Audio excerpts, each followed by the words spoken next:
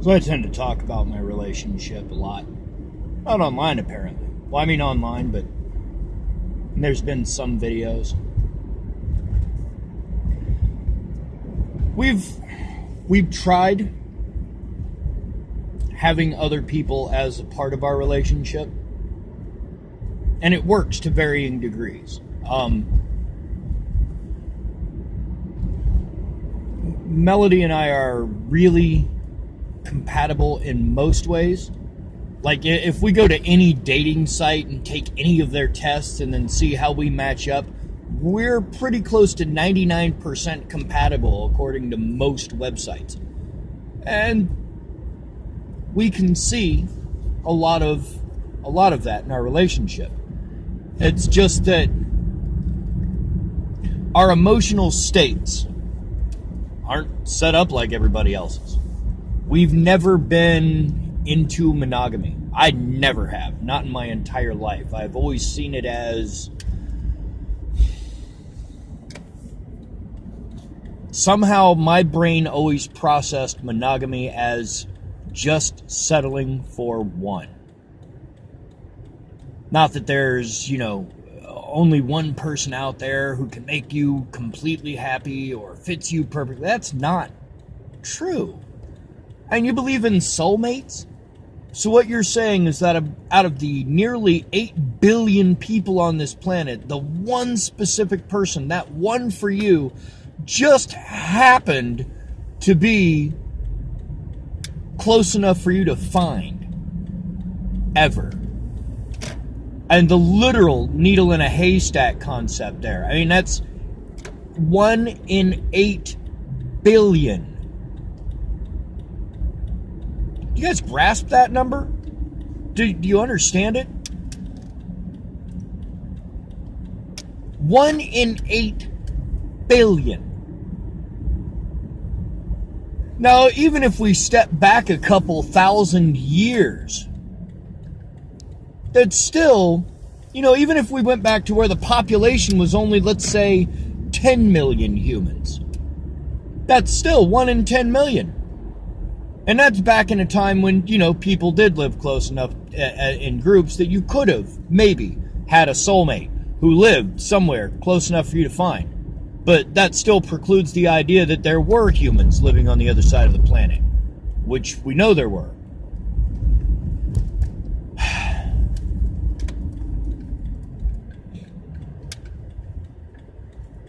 Humans are gullible as a species. We tend to be really affected by things like confirmation bias. So I don't buy the whole idea of soulmates. Melody is my closest friend, my always ally. She knows that no matter what, I always have her back. I always support her. We can disagree, and we can disagree aggressively. We can disagree so badly that some people think we're going to fight, murder somebody, or break up. We're not going to. It's a decision she and I made, that there is no point in our relationship that we cannot find a way to repair. For a lot of people I've talked to, the depression that comes with what happened with our sex life is enough for most people to just end their relationship and walk away. I mean, yeah, there's a lot of times that, frankly, I know she and I make each other miserable because I want to fuck all the time and she doesn't want to fuck at all. So, I mean,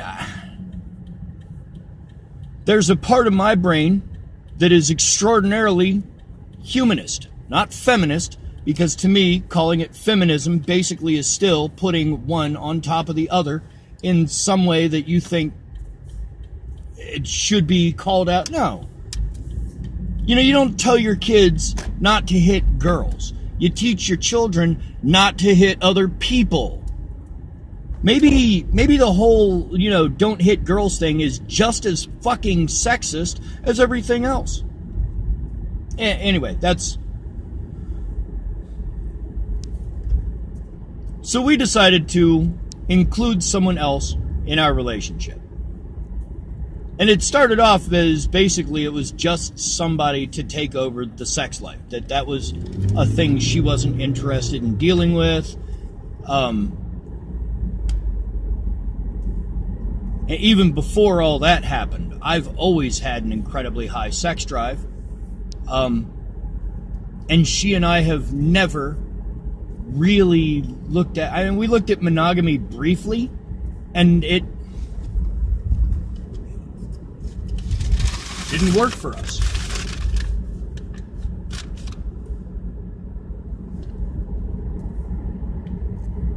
So, I mean, what do?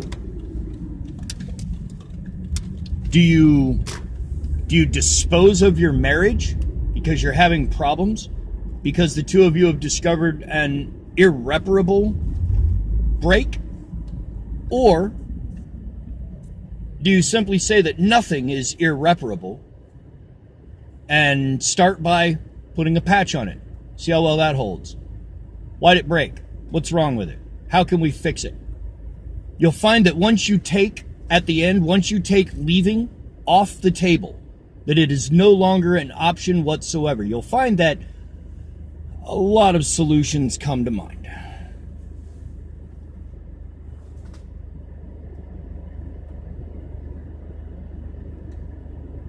So we've had other people join our relationship. And we are currently, right now, back to it just being me and her and our kid. And mostly this is because I'm relentless. When I am right, I don't back down off of a point. You should never fight to be wrong. If you find out you are wrong, you should always try to make yourself right. Unfortunately, that mentality is what led to the breakup with our other girlfriend and boyfriend. Because I'm an asshole, and when I'm right, I don't back down. So,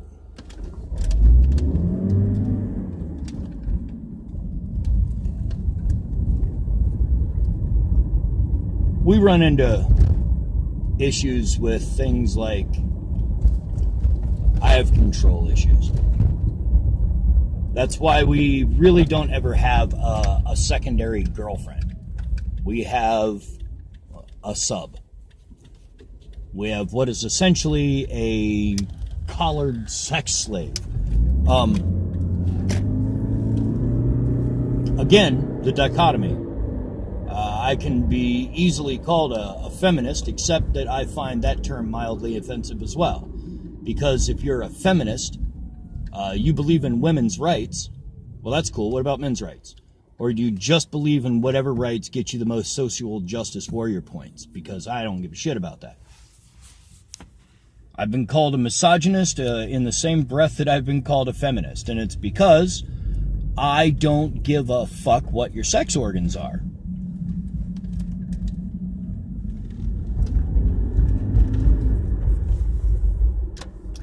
And again, this is where the dichotomy starts to pop out, because while I do totally support equality for all, I believe part of that equality should be the right to choose that you want to wear a fucking collar. That it turns out you enjoy servitude, you should be allowed to express that desire. Anyway, back in a minute.